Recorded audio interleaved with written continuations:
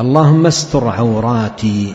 عورات جمع عورة، والمراد بها كل ما يسوء المرء أن ينكشف، ويدخل في ذلك العورة التي أمر العبد بسترها، وهي في الرجل من السرة إلى الركبة، والمرأة كلها عورة.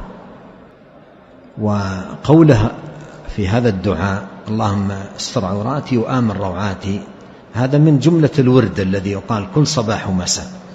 قد صح عن النبي عليه الصلاة والسلام دعاء مطلقا، صح هذا دعاء مطلقا يقال في كل وقت اللهم استر عوراتي وآمن روعاتي، ثبت في حديث عن النبي صلى الله عليه وسلم في الأدعية المطلقة.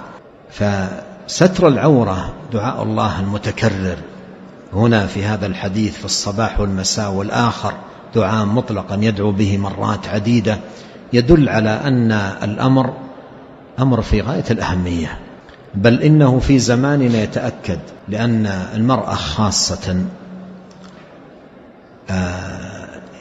يحاك حولها مؤامرات كبيرة جدا لكشف عورتها وهتك سترها وإيقاعها في الرذيلة، ويزينون لها هذا الأمر، يزينون لها هذا الأمر في كثير من المجتمعات،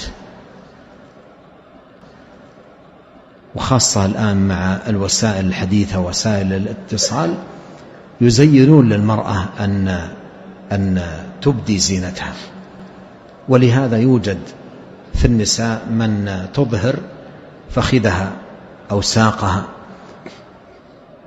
أو صدرها أو عضدها، ولا تزال المرأة مع الدعايات المغرضة تتكشف شيئا فشيئا. ولهذا المرأة تحتاج إلى أن تدعو هذا الدعاء باستمرار، استر عوراتي، تسأل الله أن يرزقها ستر العورة، وتجاهد نفسها على ذلك، تجاهد نفسها على ذلك حتى تسلم،